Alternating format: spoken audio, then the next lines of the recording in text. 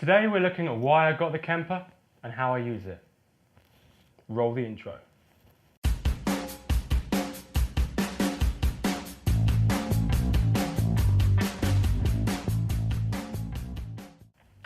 So what is the Kemper profiling amplifier in the first place? It's like a digital unit that allows you to recreate amplifiers. It allows you to make a digital recreation of an amplifier on the unit itself. It's a little bit like if you were to get your favourite amplifier and clone it, for example. So how does it work? You plug it into an amplifier or mic up a cabinet of some kind with your favourite mic choice, and it creates the exact sound that you've taken at that point in time. If you're able to profile an amplifier over a range of sounds, for example from its clean channel, breakup, mid-gain and finally high gain, essentially you then have the amplifier in its entirety profiled in different stages. So why did I get the Kemper in the first place and how do I use it? So for my first tour, it was maybe about a year or so ago now, I was asked to do a theatre tour with a touring company agency in the UK. The nature of a lot of tours like that normally are that the stage volume, because we weren't in a pit at this point, we were actually on stage, the stage volume has to be silent. So I didn't have any unit that allowed me to DI or get a silent sound on stage. I tried my PV Classic 30 combo, which I absolutely love, but again that had some stage and volume, some noise, especially when you put dry pedals through it. I was fortunate enough to try a handful of digital gear from various different companies that are really good, but coming from a Valve perspective, someone that loves Valve guitar amplifiers, it didn't really cut it for me. So in the end what I ended up doing was I went with my Blackstar HT5 head that has a DI'd emulated speaker out on it, and that was on the stage for the duration of the whole tour, out of the way. But the DI'd unit was just sent straight out to the front of house, and my pedal board was sent directly into that, and that's how I did that tour. It was about halfway through the tour that a friend of mine that works at Anderton's music store in Guildford had said to me, after I'd been back and forth various times trying to get equipment for this tour, he finally said, well, the thing you kind of need is an Axe Effect or a Kemper. That's really what you need. Considering your job and considering the amount of gigs you play, the diversity and the variety of music that you play, and sometimes the complexities involved in the tours or the jobs you do, a digital unit like an Axe Effect or a Kemper would be perfect. I knew that the Kemper at this point wasn't exactly so easily accessible. As far as I was aware, Anderton's was the only place in the UK that actually stocked them or was able to have them come in. So it was just by chance that halfway through the tour, a second-hand Kemper unit came in.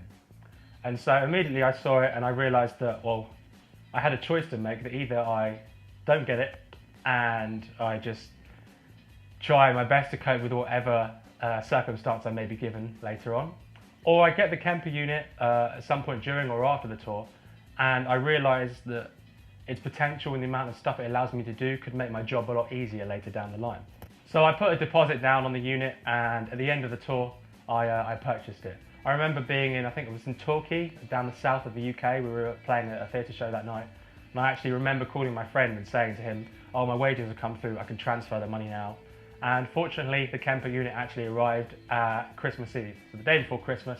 It couldn't have worked out any better.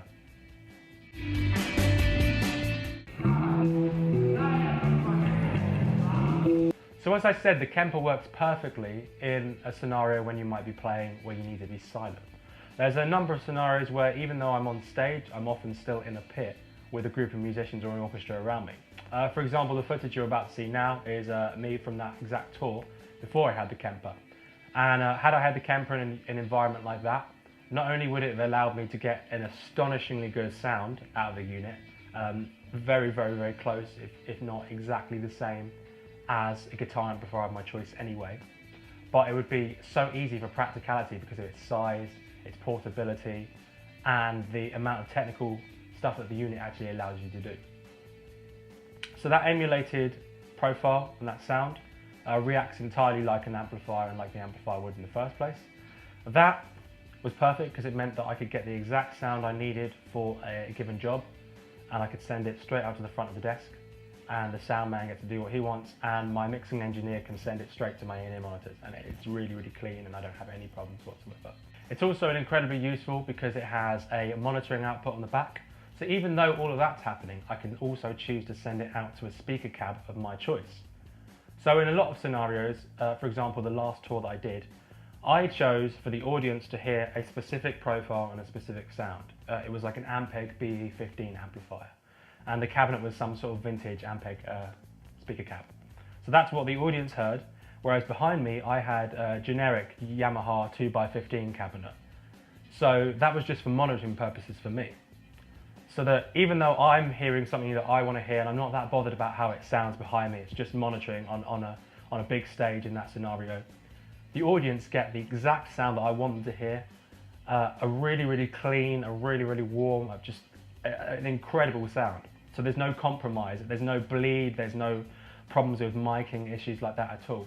The unit also has a DI output, so even though you're sending your affected signal, you can also send a completely clean, direct signal with no profile or anything on it. Considering my last tour was on bass and I did just this, it was so much better because my front of house engineer had complete control over it in the way that he wanted. I could send him my distorted, bass heavy tone, because the gig I was doing was a concert celebrating the music of The Who. So the distorted bass tone went out to the front of house, and as well did the DI signal. And I remember halfway through the tour I thought, okay, you know, I'll let you do what you want to do, I'll give you both of those and let you do what you want. I hadn't actually heard it from the audience perspective. It wasn't until halfway through the tour that one of the other members in the band chose to play my bass. And the front of house engineer said, well, this is what you sent me. This is your distorted bass signal. And I thought, yeah, that's great. I spent ages working on that sound, you know, dialing it in and tweaking it. It sounds wicked. And he said, this is why I have the DI signal. And so as he increased the amount of the DI signal, all of a sudden the room started shaking and the low end and the warmth just came out of this. It's about a 2,000 capacity theatre, really big, had 3 floors.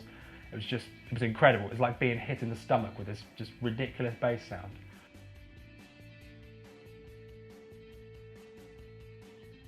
The unit itself being incredibly portable, fits in its carry case and it goes on my shoulder. It means that quite simply, all I need to take is my mono gig bag, which sometimes has 2 electric guitars in it. My pedal board fits in the front of it. I've got smaller 3 pedal boards, one really small one, a middle-sized one, and a really large pedal train one. My middle-sized board fits in there, and on my shoulder goes the Kemper. I'm able to plug the unit in straight, send it out to the front of desk, send it to the monitors, to myself, or even to my in-ear monitors, plug my guitar in and plug my pedal board in. And that's all my rig is, a lot of the time.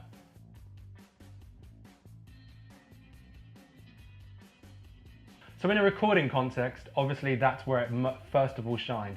The Kemper was, as far as I'm aware, a unit that was used in studios for recording until people started using them in a live scenario. So for recording, my experience has been so far incredible, because if I go into a studio where I know they have a Kemper, all I need to take is a memory stick.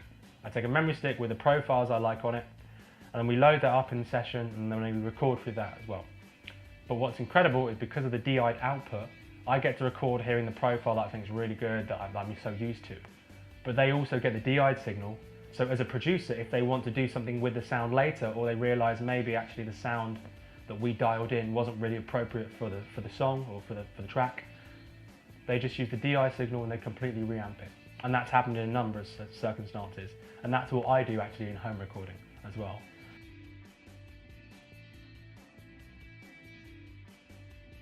So obviously you guys will know what profiles I tend to use most, because that's what this series is about. It's about me, partially about me showing you what profiles I use. I tend to use the Michael Britt profiles, purely because they sound incredible.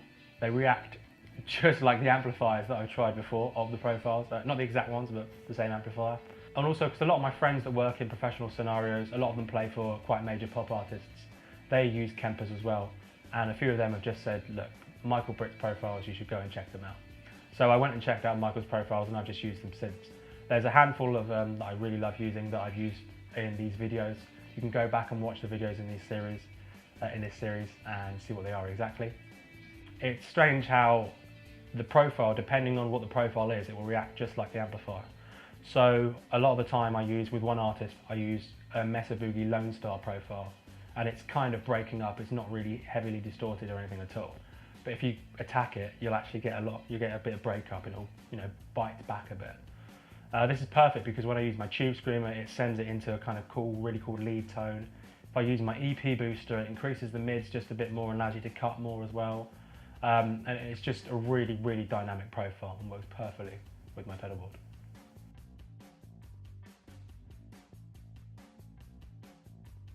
I love valve amplifiers obviously, but the Kemper is perfect. And I wouldn't tell someone to get the Kemper, I would only advise you to get it if you know it's going to be beneficial in your circumstance. If I was to play a small pub gig just locally down the road, I would just take a little combo. I wouldn't take a Kemper. But for the scenarios I have where I have to play loads of different musical styles, I have different tours with different venue sizes all the way from 1,000 capacities to just a couple of hundred, the Kemper is perfect. It allows me to organise everything for my job and get the exact sound I want. And as well, for home recording, for this kind of stuff on YouTube, it couldn't be better. There's nothing more simple than me just plugging the Kemper straight into the interface and actually playing and you guys getting to hear great guitar sounds. So I would highly recommend it. So as always guys, if you like the content that you see on my channel, if you like this series, please, this supports me, give it a like, hit subscribe so you can keep up to date with everything I'm doing, and go check me out on my social pages.